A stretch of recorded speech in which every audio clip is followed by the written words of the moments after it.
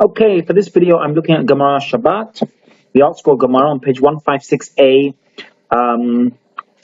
folio 4, which is Kuf Nun Vav Amad Aleph. Gemara here talks about astrology and basically what character traits a person will spontaneously have depending on what star sign he's born under, depending on what day of the week he's born under, and even depending what month. The Gemara goes through that. For example, let me give you an example here. It says, he who is born during the hour of Mars, he'll be a man who spills blood. He'll have a thirst for blood. So he'll either be a murderer, God forbid, or he'll be a surgeon, a doctor. So that's one example. The Gemara goes through the various days of the week and goes through various character traits a person will naturally have. Now, at the end of that description, it says, Rav Chanina says the celestial sign of one's birth determines one's intelligence, determines wealth, and the celestial signs hold sway even over Bnei Israel, even over the Jewish people. That is, nobody can escape the fate foretold by the celestial signs. And Rashi says here, no prayer or act of charity can counteract it. However, we have a dissenting opinion. Rav Yochanan says the celestial signs hold no sway over Israel.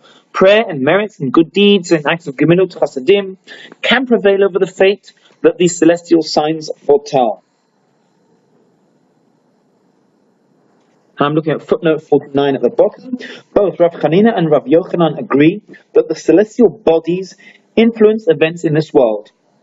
However, Rav Chanina views their influence as inescapable, whereas Rav Yochanan maintains that prayer or good deeds can improve one's fortunes. This is something that Rashi says.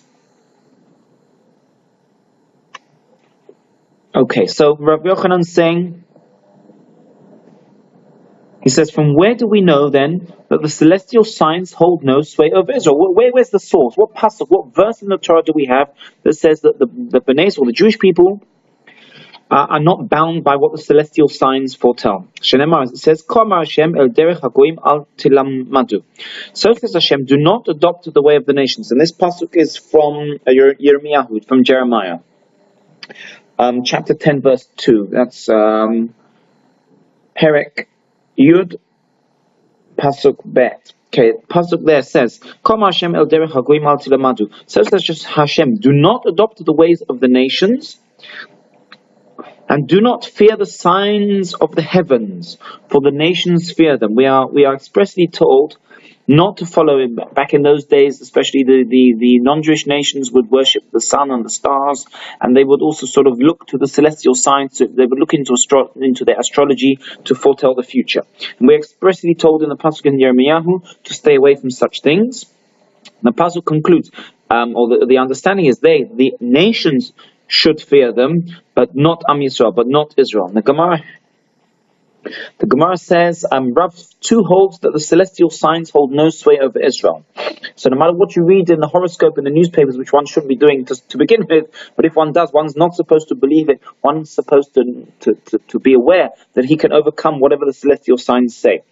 And we continue. For Rav Yehuda said in the name of Rav, from where do we know that the celestial signs hold no sway of Israel? Let's find a second source. Shinemar, as the pasuk says, I think this is also in Parashat Lech Lecha or Va'era, somewhere around there. Vayetze oto chutza, and he took him outside. Hashem is talking to Avram, and he took him outside. He said, gaze towards the heavens. This is when he is telling him that he's going to bless him with a son.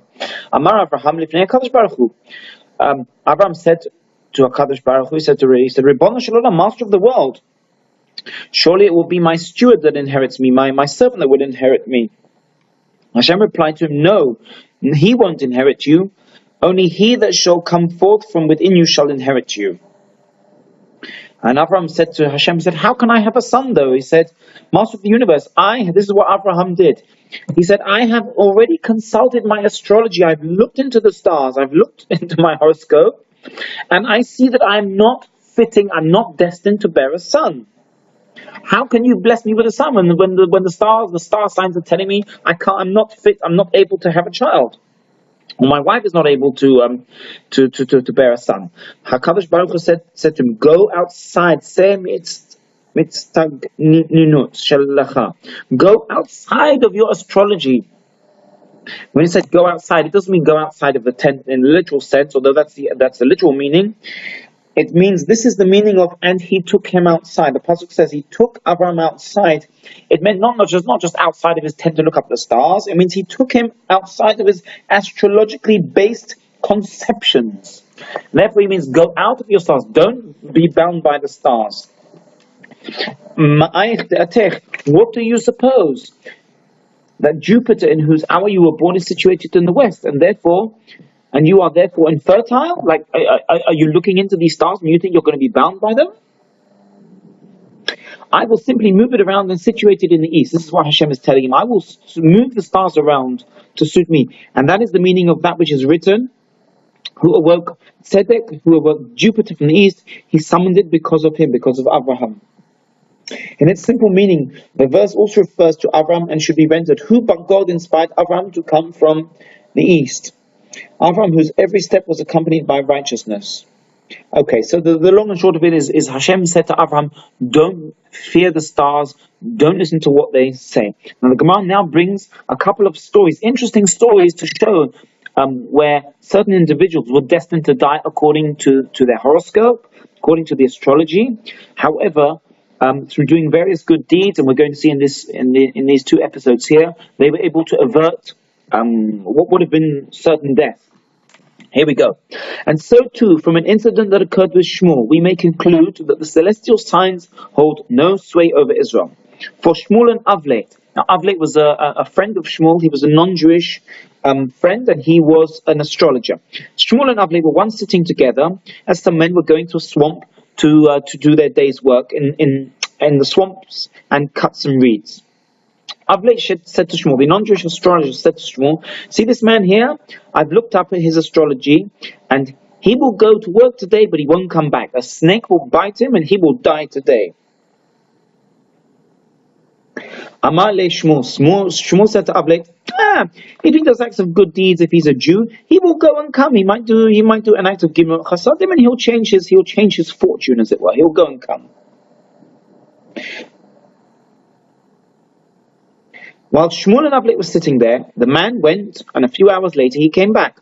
Avlet stood up and sort of stopped the man and said, hey, can I see what's in your bag? So the man obliged, and Avlet found amid the reeds in his sack a snake that had been cut into two pieces. As the man, Rashi says, as the man was cutting the reeds, he unwittingly chopped the snake into two. Shmuel said to the man, wow, what have you done that made you worthy of escaping death? This snake that you unwittingly killed, chopped in half, would have killed you if it was in your bag. It would have just come out and bitten you on the neck and killed you. So the man said to Shmuel, he said, it's interesting you say that. Every day when we come to work at lunchtime, we all throw our bread together in one basket and eat it. Every member, the Rashi says, every member of the group threw his bread into a communal basket, and they then ate its contents together. And one person would go around with the basket and collect the bread. Now, this chap who found the snake in his sack, he said, today I realized there was one of us who turned up for work, but he forgot his lunch at home. He didn't bring any bread today. And as the basket was going around and coming near to him, he was at the end of the line, he was growing embarrassed because he had forgotten his lunch, and the basket would be presented in front of him, and he'd have nothing to give. And this chap was growing embarrassed. So I said to the guy going around with the basket, he said, hang on a second, I'm going to get up and collect the bread today. I'll do it. When I reached that person who had no bread to put in the basket, I pretended to take something from him and made up the difference with my own bread, so that he should not feel embarrassed. He saved him from embarrassment. So Shmuel said to him, wow, he told me, you have done a good deed, a true act of charity. And then Shmuel went out and expounded. This very, very famous pasuk, which is in Proverbs, in Mishlei. And charity saves from death. And not just from an unusual death, but it even saves from death itself. So this idea, tzedakah tatzil mimavet, the person does an act of charity, it can save him from death. Now, it's very interesting to know that normally in today's world we use the term, the phrase tzedakah tatzil mimavet, normally to give charity, to give money, to give tzedakah. But it's interesting here, the example here, tzedakah tatzil mimavet, this chap cutting the reeds, he did an act of chesed. He saved this other person who had no bread to put in the basket. He saved him from embarrassment. And it's that act that we use the term tzedakah tatzil mimavet. This act that he did, he saved the other person from embarrassment, averted his death. There's a second story now. Now I'm looking at the same piece of Gemara. I'm on page 156b, right at the top of the page. Kufnun Vav Amud Bet. Okay, and so too from an incident that once occurred with Rav Akiva, we may also conclude that the celestial signs hold no sway over Am Yisrael. For Rav Akiva had a daughter about whom the astrologers told him, the day she enters her bridal chamber, a snake will bite her and die. Rav Akiva was extremely worried over this matter, that on the day of her wedding, he was very worried about this matter for a long time. Now, on the day of her wedding, she took her brooch and stuck it in the wall before she went to bed at night. And it happened that when she did so, without realizing, she lodged her brooch, which had a long sharp pin in it, she lodged it in the eye of a snake, killing it. Obviously through the tent or whatever material was the wall was made of, she put her brooch in this pin. In the morning, she pulled the brooch out of the wall, and a dead snake was stuck to her brooch, and she pulled it through the wall, and it was stuck fast to the brooch. And her father saw this. She went and told her father, she said, look, wow, there's a dead snake stuck on my brooch. And so Rav Akiva said, wow, to his daughter. He said, what have you done to be worthy of such a close escape? If you hadn't have put your brooch in the wall at exactly that point, you wouldn't have killed the snake, and at night the snake could have come and killed you. So Rav Akiva's daughter thought about it, and she answered, she said, in the afternoon of my wedding yesterday, a pauper, came and called out from the doorway. But everyone was busy at the wedding banquet, chatting, dancing, and nobody heard him. So I saw he was standing there growing embarrassed. I stood up and I took my portion of food that I had, and I gave it to him, and she averted him from embarrassment. He sort of came to the wedding, nobody welcomed him, he was just standing at the entrance, perhaps he didn't know anybody, he was growing shy, he was standing there embarrassed, and she came, the Kala herself, the bride herself came and saved him from embarrassment. Rav Akiva then said to his daughter, you have done a good deed, a true act of charity. Rav Akiva went and used the pasuk, Tzedakah tatzil mimavet, and charity saves from death. And it's so interesting. Again, the second example the Gemara brings, and it uses the word tzedakah tatzil mimavet. We don't see any instance here of giving money. Of course, it's important to give money to give tzedakah, but in the traditional sense or the classic sense that the Gemara uses the term tzedakah tatzil mimavet, in both examples, we don't see one person giving somebody money. We see them saving the other person from embarrassment. And so it's so important. We should realize a person should never ever embarrass anybody else.